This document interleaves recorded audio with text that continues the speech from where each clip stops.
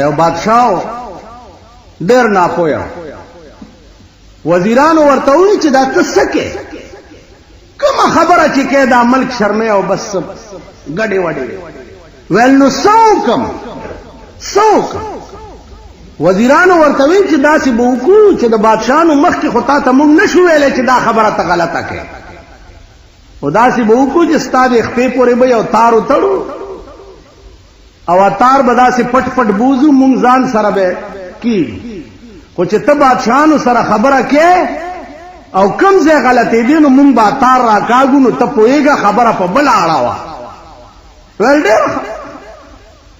چرته بادشاهان به راغی او ده به خبره ګډه وډه کول هغوی به تار راکړو نو ده به خبره په بله واړوله یو بادشاه راغی ورته وی چې هلکه خبرې خو به نورې کوو خو په دې مې پوه کوي چې په دې ستاسو وطن کې هم د دې تار رواج شته هغوی زر تار راکړو چې بیړه دې غر کړي مونږ دې پورې تار در تړلی و چې د خرطوب خبرې مه کوه تا الټا هغه نه تپوس نور بادشاهان دلته کمقل دومره چل نو عزیزانو خبره دادا چالته خو وزیرانو خيارو که بادشاہ ساده هم نو کار چلے ده چرته چې ټوله معامله دغه سیه د خارونه او د کارغه کی صحیح کارغه او خارونه په جګړه دي نو نوشروان بادشاہ په لار روان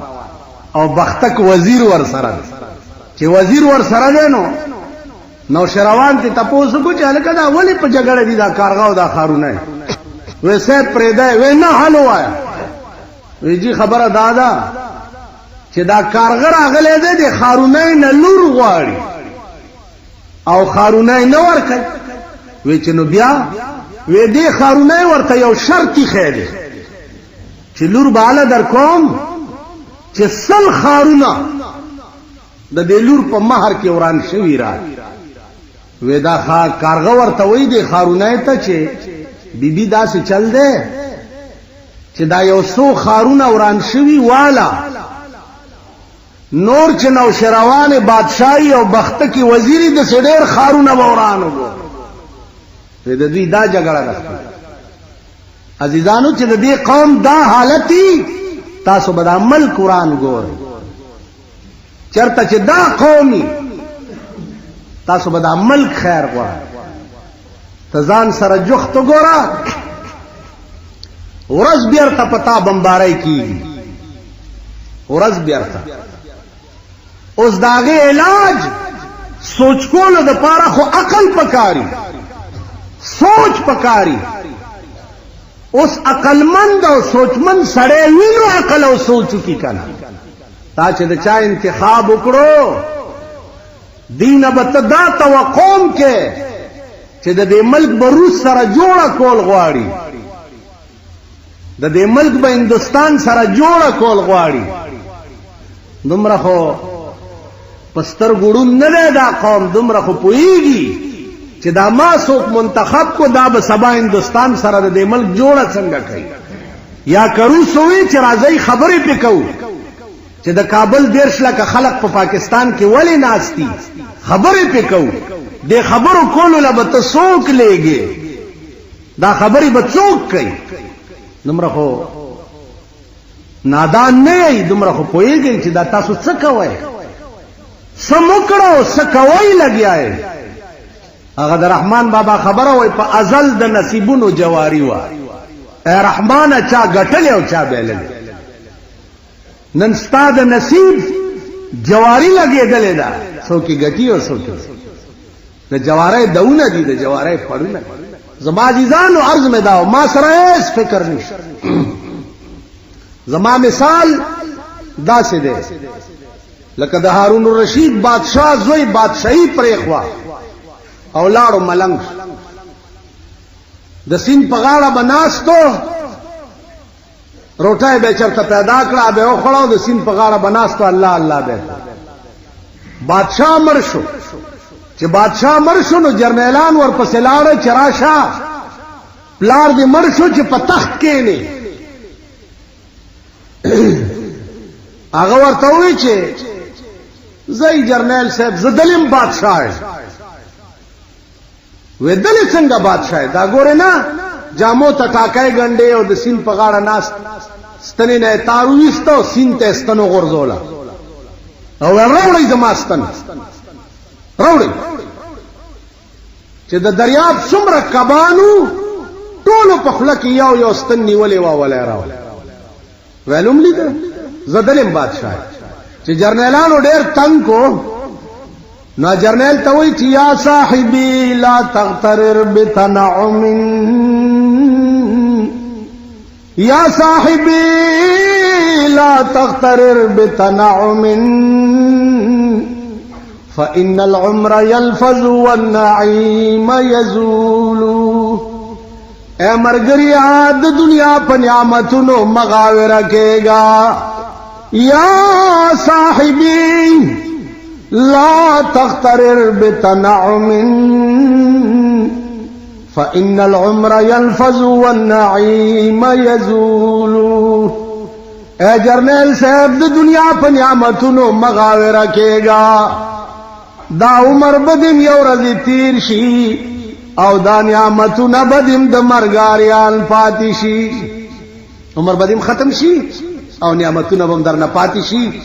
دلاس وخت به ته روان بیا ورته څو ورته وایذا حملت على القبور جنازه وإذا حملت على القبور جنازة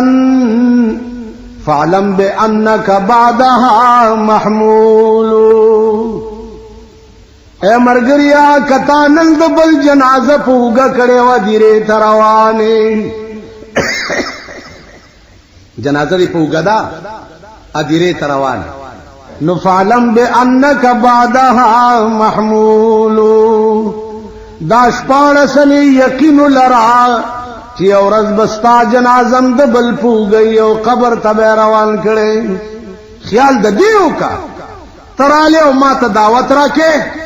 چراشه د پلار تخت خالی دی په تخت کې زما عزیزان بادشاہي په فقر کې دا بادشاہي په غربت کې دا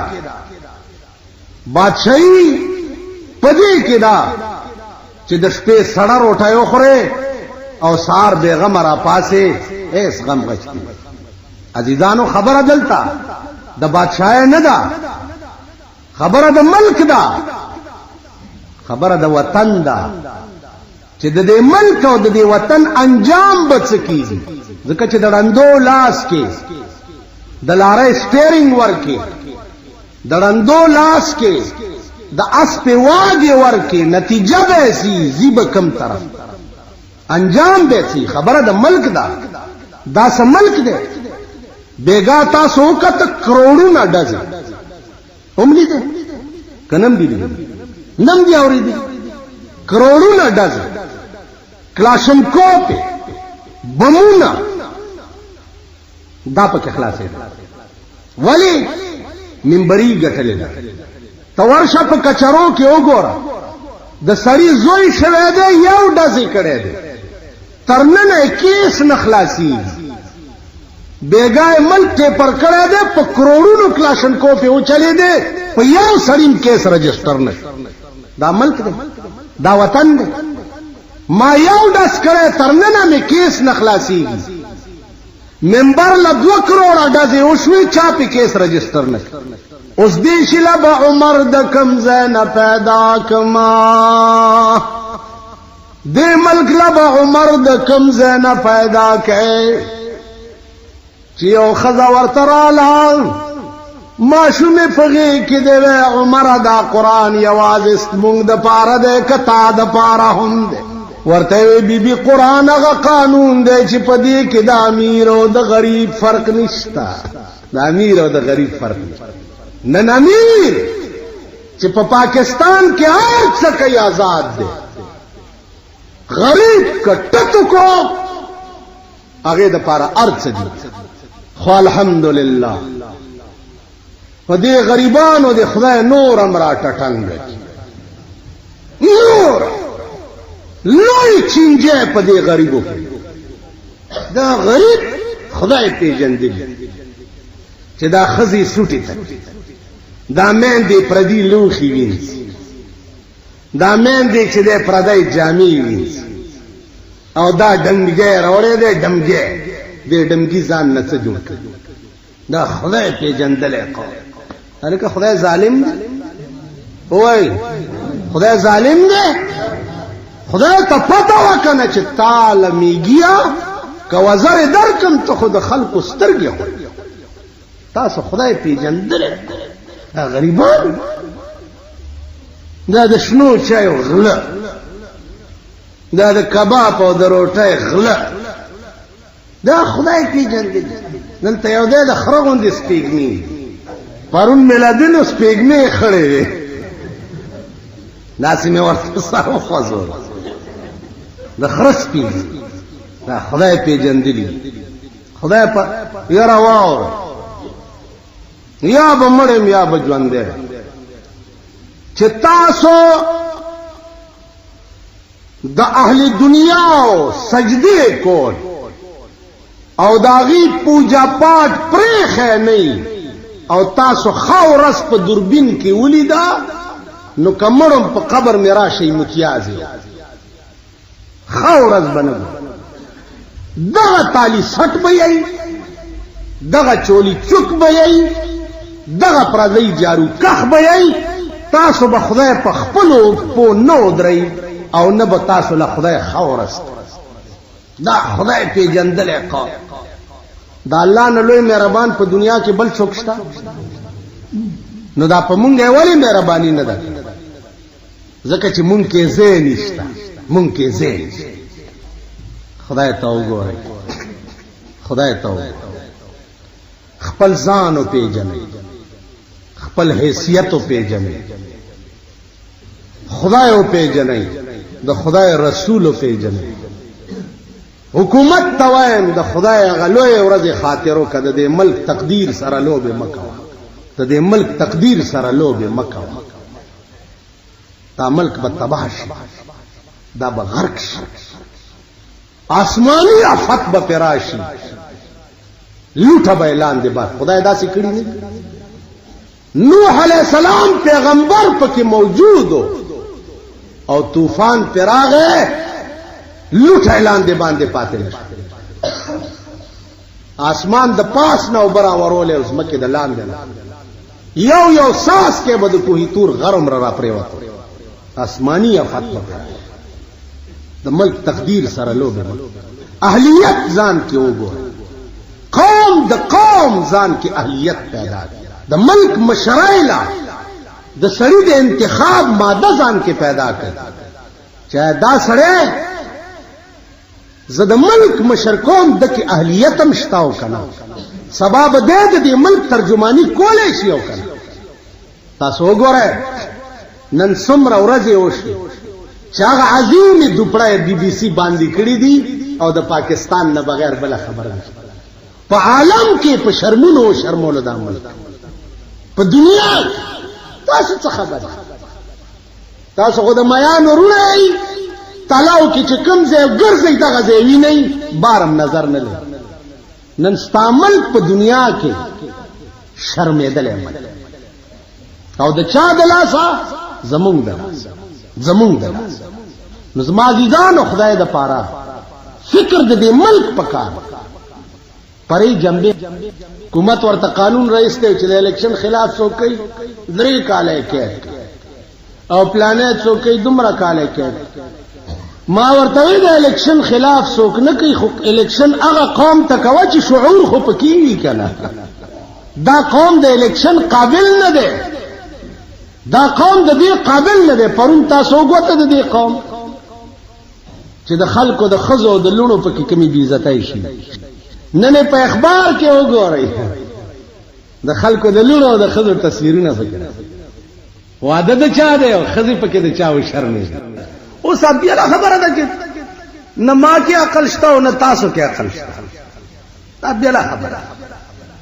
ځکه چې زمونږ د عقل انتها وشو کم قوم کې چې عقل وي ادا سے قوم نه لکه دا مونږ چې ادا خلق نه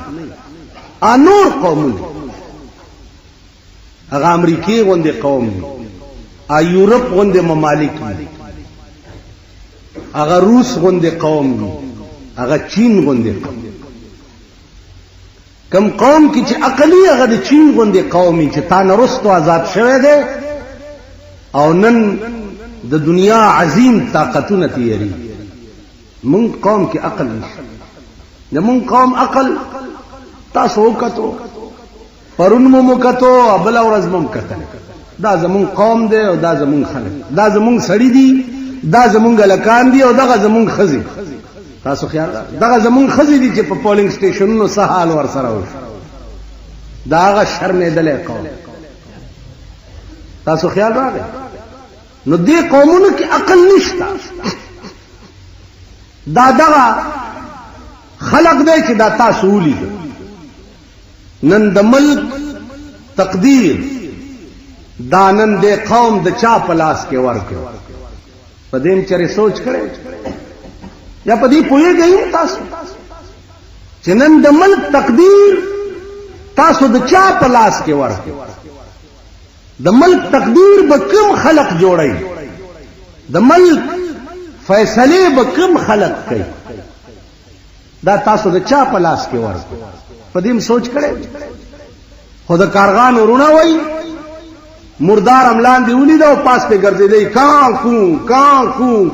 کو پتہ نه لګیدا. دلته سوال د عزیزدارای نه، سوال د رښتې نه، سوال د پری جنبه نه، سوال د دیوی چې زه د ملک د تقدیر واګه د چا په لاس کې ورکو. ټانګه ډکه دا او سړی پکې ناست او تا د اس په واګي ډین لا په لاس کې ورکې. دومره خو به پوهېږئ په خبره چې د اس په واګي ډین لا په لاس کې ورکې نو اس په ټانګه او پکې سورلې به بچ پاتې شي. نن تاسو د ملک د تقدیر فیصله رندول په لاس کې ورکې. خدای دې ملک ستاسو مو خدای دې ملک شری دې ملک. سوال دل تعزیزه دا نه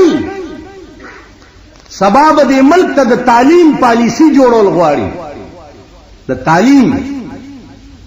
نو د ملک د تعلیم پالیسی تو وګوره چې دا ته چا په سیمنډ دی چې دا به جوړول شي. سبب دې ملک د پاره د قران کریم د آئین پالیسی جوړول غواړي. تو وګوره چې دا ته چا په سیمنډ دی چې دا د قران د آئین پالیسی جوړول پوي. سبب د دې ملک بیرونی دنیا سره روابط او تعلق جوړول غواړي. تو وګوره چې دا سره پدې پوي. د دې داسې مثال دی. اوس چاته دا خبره کوي او خزوا بجای نامه و بجای نو د کور مالک ته ډېر تنګ وا او چې کوم رانه به وکړل به فټه مو لعنت آخر داغه اډو په فټیمو څه پروا نه راځي. آخر وې چې په فټیمو د بجای سشي چې سوی پوزا په دا بیخ کې پرې کړې نشي. پوزا دې په بیخ کې نه غوسه کړی په فټیمو دا بجای اډو شرمي. دا قوم په فټیمو شرمي یا هم شرمول زما الکما ګیره مسکینه شوا عمر ټول تیر شو. ما سو کو نه شرمول بلکې زه شرمېدم ځکه چې د شرمېدلو مولام شرمېدلې. دا کشمیریانو قسم درته کړی و چې ته کشمیر ته تلې مال نه ول ته څنګه مولا مال ته تلې ول نه نو مال د بے غیرت قوم امام چرته غیرتی کې دی شي وې چې نه مال بس خبره خلاص وې څنګه ته دا څه زین نو عزیزانو زمونږ د شرمېدو پکې یقیني دي دا خلق نشي. نو عرض میں داو چې نن د ملک د تقدیر واګه د چا په لاس کې راځي د دې قوم د لاس.